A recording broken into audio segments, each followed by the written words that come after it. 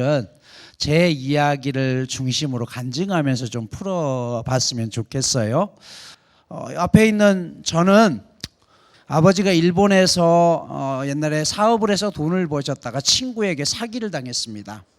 그리고 난 다음에 그 화병 때문에 매일 술을 드셨고 가족들이 그대로 방치가 됐습니다.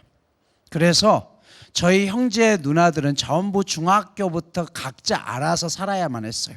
저 역시 마찬가지였죠. 어렸을 때 제가 살고 있을 때, 제가 중학교 갔을 때는 저희 집에는 어머니하고 단 둘이 살았어요. 그런데 어머니가 늘 일을 나가셔야 했기 때문에 오늘날에는 파출부 같은 걸 하셨죠. 제가 섬에서 태어났거든요. 그렇게 살아왔어요. 그래서 너무너무 외로웠습니다. 그래서 죽어야겠다. 어떻게 죽을까? 때가 되면 죽어야지. 그러던 과정 속에서 제 친구가 처음 저를 교회로 인도했어요. 그래서 그때 처음 교회를 갔고요. 하나님 앞에 신앙생활을 하다가 제 친구가 골수암으로 고등학교 1학년 때 세상을 떠났어요. 친구 장례식장에 갔는데 어머니가 저한테 그런 얘기를 했어요. 친구의 이름이 형수였거든요. 호명아, 네가 형수의 목까지 대신 살아줬으면 좋겠다. 그 이야기를 듣고 제가 가방 속에 있었던 청산가리를 버렸어요. 그러다가 어느 순간 하나님 앞에 기도하는데 그런 마음이 들더라고요. 이 세상에 누군가 어딘가에 나와 같은 친구들이 분명히 있을 텐데 그 친구들에게 나의 경험을 토대 삼아서 한 가지 희망이라도 던져줄 수 있다면 그것으로 내 인생의 목표를 삼고 다시 한번 살아봐야겠다. 그래서 신학대학을 가게 되었고 교회에 개척을 했어요. 개척을 했을 때 셋째 아이가 태어났고 살고 있던 사택도 내놓아있기 때문에 제가 갈 곳이 없었습니다. 그런데 여러 가지 어떤 우연한 상황을 통해서 하나님께서 정말 그때그때 길을 주셨고 그런 과정 속에서 목회를 열심히 해가지고 매 주일마다 교인들이 왔어요. 그때 어떤 생각이 들었을까요? 교만했죠. 그리고 그런 과정 속에서 초창기에 교회를 세웠던 두 분을 장로님으로 모시고 장로로 이제 선택을 하고 난 다음부터 매주 싸우게 됐습니다. 매주 싸웠어요. 결국 그로 인해서 교회가 깨졌습니다. 그런데 그런 과정 속에서 정말 말할 수 없는 스트레스가 너무 많았어요. 그러다가 어느 날 배가 아파서 동네 병원에 갔더니 큰 병원에 가보래요. 그리고 제 발로 아내와 함께 아산병원 응급실에 들어갔다가 응급실에서 접수를 하고 10분 만에 그 자리에서 죽었어요. 심장이 멎었고요.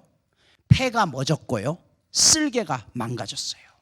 9분의 의사 선생님이 저를 살렸어요. 중환자실에서 깨어났을 때 들숨이 안 되는 거예요.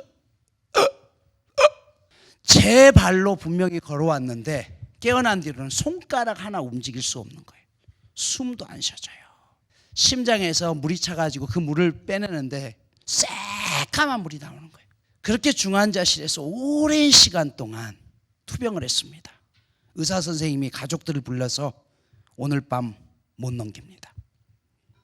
준비하십시오. 그런데 그 죽음 앞에서 제 인생을 돌이켜 보니까요. 부끄러웠어요. 하나님 앞에 목사로 산다고 하면서 내 분노에 이기지 못해서 이 분노를 품고 이렇게 죽어가는구나. 그러면서 하나님 앞에 그런 고백을 드렸어요. 하나님, 혹시 하나님께서 내 생명을 연장해 주신다고 한다면 남은 인생 다시 하나님께서 선물로 주신 인생이니까 그 선물을 이제부터는 베풀며 살아가는 사람이 되겠습니다. 하나님은 기적적으로요 저를 고쳐주셨습니다.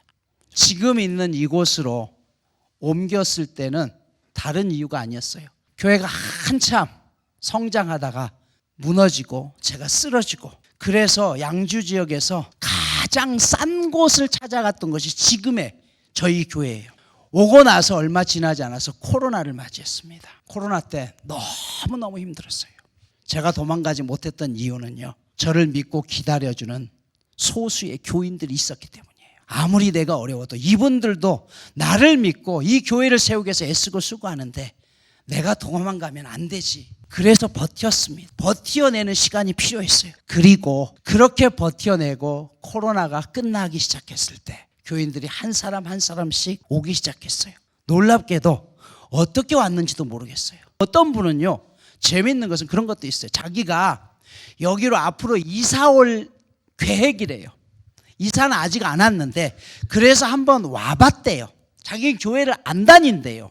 그런데 여기를 지나가는데 교회 가서 헌금을 해야겠다는 생각이 들대요. 그러면서 그분이 헌금을 했는데 교회를 생전 처음 와보신 분이에요.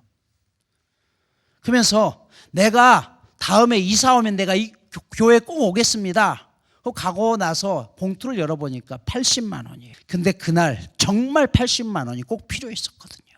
하나님은 그런 방법으로 은혜를 베푸시기 시작했습니다. 여러분, 하나님은 그래서요, 양손잡이이십니다. 한 손으로는요 고난을 던지시지만 한 손으로는 또 다른 축복을 예비하고 있어요. 요나를 바닷속에 빠뜨리셨지만 요나를 삼킬 물고기를 또 준비하고 계셨죠. 아브라함에게 이삭을 번제로 드리라고 했습니다.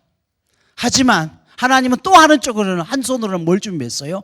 이삭을 대신할 어린 양을 숲풀 속에 덤풀 속에 준비해 놓으셨던 것이죠.